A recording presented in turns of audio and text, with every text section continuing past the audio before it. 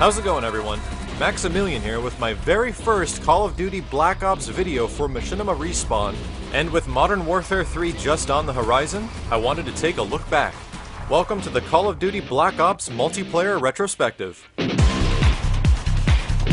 There's been a lot of comparisons in the community made between Modern Warfare 2 and Black Ops. While the general consensus is in favor of Modern Warfare 2, I wanted to look back and give some perspective on what Black Ops did positive for the Call of Duty multiplayer experience, and what it did wrong. And one of the most notable features about Black Ops was the amount of customization Treyarch gave the player. This customization included clan tag weapon writing, custom emblems, numerous attachments, weapon camo, face paint, and reticles. Never before has a Call of Duty multiplayer experience had so many customizable options. The weapon clan tag writing and emblems were unique ways for players to identify themselves through their weapons. You knew if you picked up someone's specific weapon because it had their personality all over it. But over time and in the hands of millions of players, the emblems were abused and you saw nothing but raunchy pictures and sex jokes. But there was a lot of really creative stuff and even websites dedicated to these awesome emblems. Black Ops also had the most attachments available with camo options for each weapon.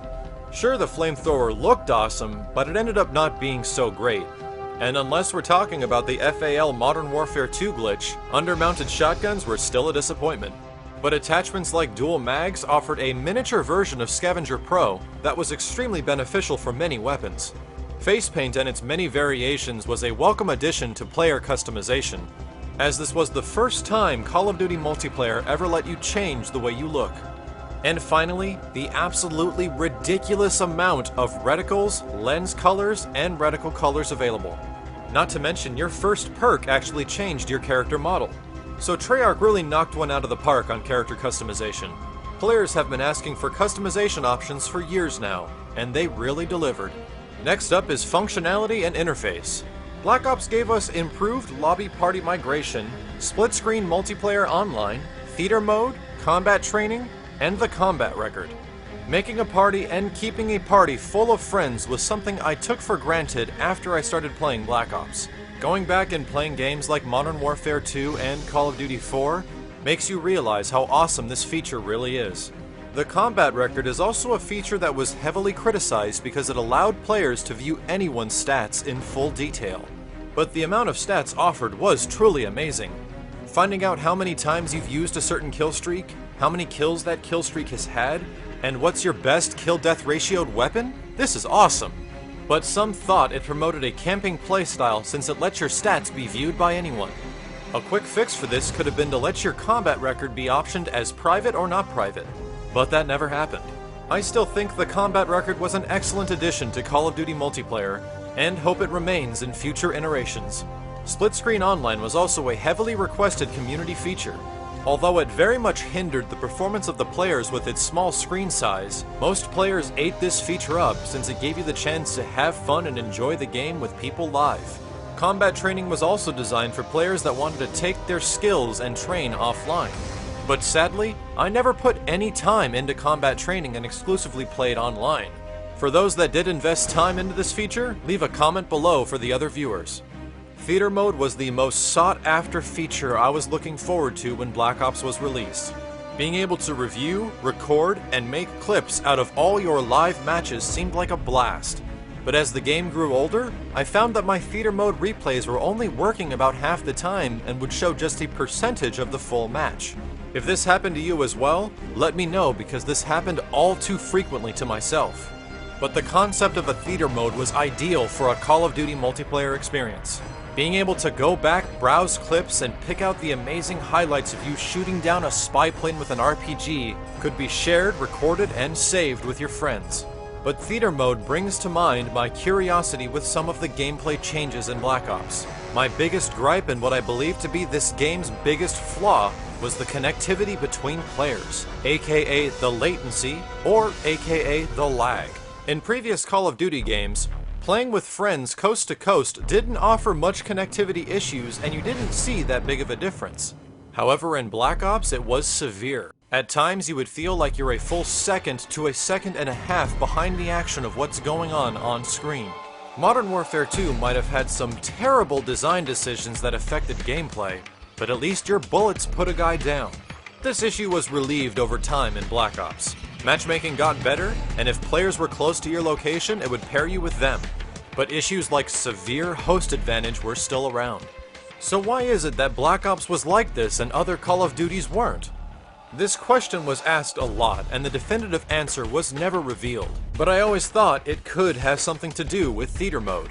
That little bit of extra data consumption the game needed to record all of the action going on in the map at any given moment could have affected latency.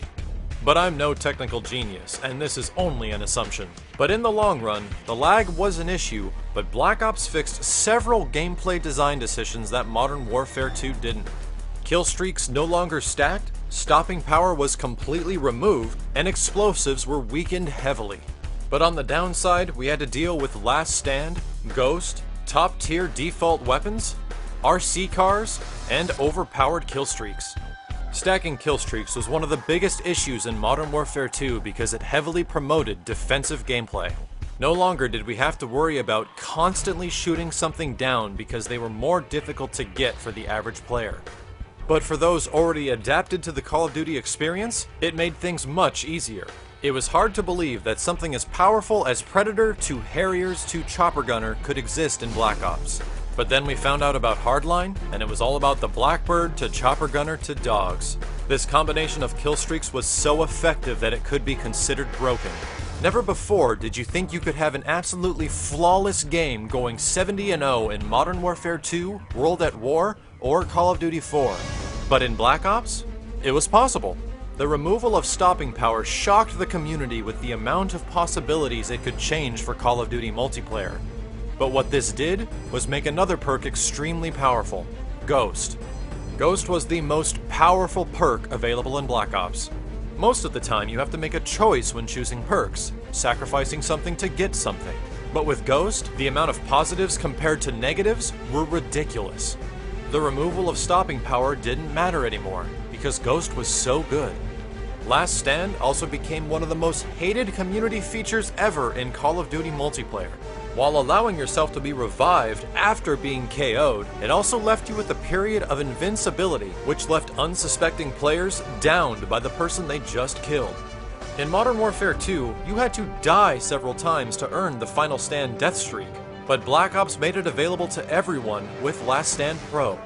Last Stand Pro and Ghost Pro were easily considered some of the most powerful elements in this multiplayer, not to mention the FAMAS.